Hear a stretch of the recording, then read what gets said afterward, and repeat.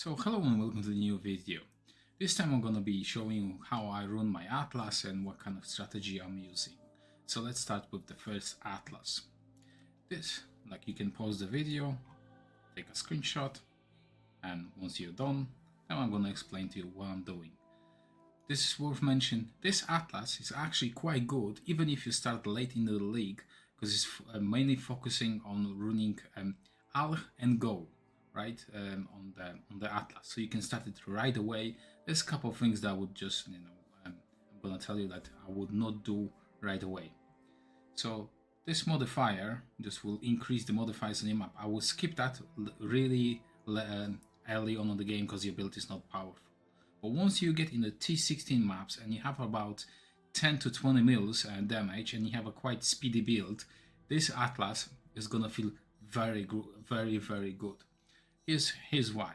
Firstly, I blocked all of the content that I don't want to do, and the Scarabs currently are priced very low. Well, I mean very low if they are 5C or below. So I don't want to have them because they are adding to the drop pool of the Scarabs. So I want to block them as much as I can, and I want to only get the good ones. Then I'm taking a lot of Kirak nodes. If you didn't know, the Kirak is very powerful in this league, so you want to do Kirak as much as possible. So you want to pick up those small nodes like over here when it gives you a chance to get extra missions for Kiraks. Then I'm focusing on getting a bit more maps as well, so you're gonna be dropping more maps, more guardians, and so on. So you want to have maps as well. And I'm focusing on Scarabs as well, because you want to drop the good juicy Scarabs so you can sell them or you can run them or whatever. Then I'm trying to get the ambush Scarab over here, as it's like one of the highest Scarabs that currently sells for that more than a 1 divine. So it's nice to have. Actually, this portion with this node can be dropped down. That's like a flexible point, so you can pick and choose whatever you want. And another thing is I'm focusing mainly on Maven and farming like extra guardian maps over here with the synthesized maps as well, and the conquerors. So how's runing this atlas would look like? I already have a page over here. You gather yourself like a 10 maps. They don't have to be chiseled, so they don't have to be chiseled, and you don't have to do any Scarabs, nothing. You just take a map, you alch it, see, okay, the modifiers are not breaking my build, okay, let's rune it. So what you can expect from that type of a map. This map generates a lot of things. Obviously it's tied to the RNG, but here's what you're gonna be doing. You're gonna be killing the boss, Maven's gonna be spawning additional bosses, and what you're gonna be doing, you're gonna be getting chance to getting the Maven chisels. This is actually the one chisel that's the least expensive, but the 3 other ones are quite expensive, so you can sell them in Faust over here for automated trade. Then you're gonna be getting the crescents. Again, you can rune the Maven if you're confident in that, or you can sell the crescent, or you can sell the full entry for the Maven. Then while you're gonna be running a map, you can drop a T17 maps, you can drop a T16 and a half, let's call them like that.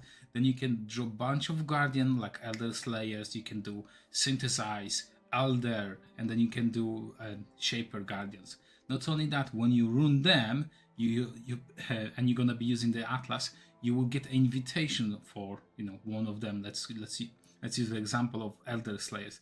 You're gonna get an invitation, and then you're gonna get fragments from every single boss over here, so you can go to this and kill Cyrus. So generally the first page of Atlas just is like a nice loop of everything, because you're doing normal maps, you're doing guardians, you're doing bossing, you can do Maven, you can do T16, T17s, like it's like a whole loop of maps that you don't have to go on some kind of trade, and you don't have to do anything. You're like a self-sustained person who you just use one atlas and you gather yourself everything. That's what I like about this atlas. This is the second page of my atlas. I will zoom out. You can take a screenshot, you can pause the video, and then I'm gonna explain what to do and what I'm doing over here. So this is very simple. I'm running red altars, Alva, and harvest on this atlas. And again, I'm blocking the content that I don't want to have because they have the cheapest Scarabs, and I run Alva, right? Alva over here, so you're forcing Alva on every single map. And I have 4 Alvas. Some of you might be thinking that having 4 Alvas is bad, but actually you're wrong, because you can force the temples much faster. And if you have, let's say, you're looking for the creating like the locus of corruption, and you actually had that room, and you actually have, let's say, a level 1 or level 2, you can literally stop doing the Alva and go to the next map after you complete your first one, and then they have a chance again to get that upgrade, the whole sequence of getting your locus of corruption. So in my opinion, this is by far better because you can create the temples much faster, and you still keep the control of what rooms do you want to have. You're just gonna have to do a little bit more finesse. Harvest, not much to say about the harvest. You just go there, kill the monsters, and you get the juice. The only currently one I have over here, I'm blocking the purple plants, because out of them 3, you have to give as much more life force to get a divine. But obviously, once the link change and people find some strategies and so on, this might change. So you have to keep an eye on this, right? Because at some point, even the blue plants might be less valuable, and only the yellow is gonna be the much more viable for the divine. So you're gonna have to respec some points, like you have 3 over here, and then you can spec over here. So that's some of the flexibility over here for you. Red altars, not much to say. You just click the altars, you get the rewards, and pretty much it. And Scarabs, like I was saying in the beginning, you just want to get good Scarabs and so on. And yes, you can run some Scarabs on this for Alva, for Harvest, whatever you have.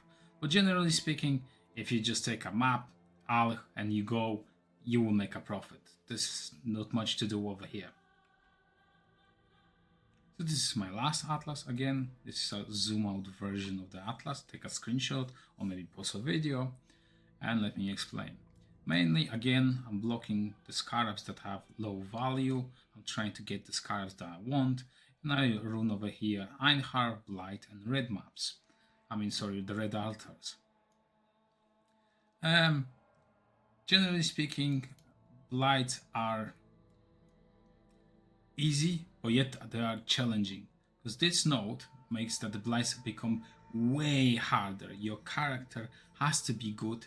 The best thing is if you have some kind of range ability, and you can clear the screen very from far away. Let's say I'm using like a lancing steel, blazing salvo, or like an ice spear, because there's gonna be massive amount of monsters that can literally shotgun you, and you can die very easily. So this is making the challenge on the blighted encounters on the maps, a bit of a challenging. You can counter that by doing anointments. There's a lot of things that you can mitigate the risk of on the blights, but you have to be warned that the blight is actually challenging if your build is not actually that good. Then I'm doing Einhars sometimes, because I need some yellow beast while I'm like farming Kirax, Einhars, and so on. And the red altars.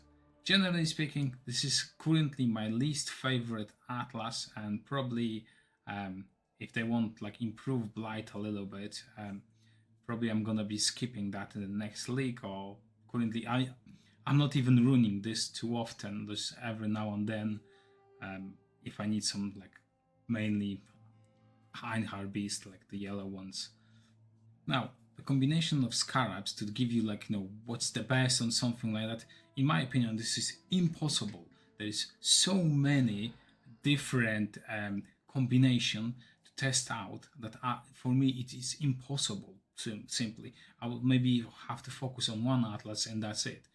But just play around with that. Most of the Scarabs are relatively very cheap, and they cost 5C or under, so you won't be losing too much currency if you play around and play test what's good for you. So